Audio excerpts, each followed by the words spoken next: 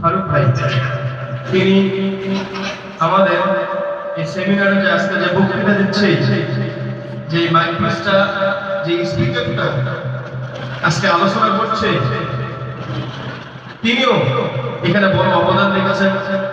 সেটাকে শুধু বলেছি ভাইজান যে আমার মাদ্রাসার জন্য একটা উন্নত পরিবেশের জন্য আমাদের স্পিকার মাইক্রোফোন প্রয়োজন, সেটাকে শুধু একটু বলেছি। তিনি সঙ্গে সঙ্গে আমাদের দিয়ে দিয়েছেন। আমাদের সবারই প্রিয় একজন মানুষ, যাকে আমি মন থেকে রবের জন্য ভালোবাসি। তিনিও দেশের বাইরে অনেক কষ্ট করেন। এই ভাই আমাকে বলছে, ভাই শুধুমাত্র আধা ঘন্টা সময় পাই, এই সময়ের ভিতরে গোসল আমার সব কাজ করতে হয়। তো তিনি মানুষের কতটা কষ্টে রয়েছেন, তারপরেও বাংলাদেশের ভাইদের জন্য তিনি অনেক কিছু করে যান।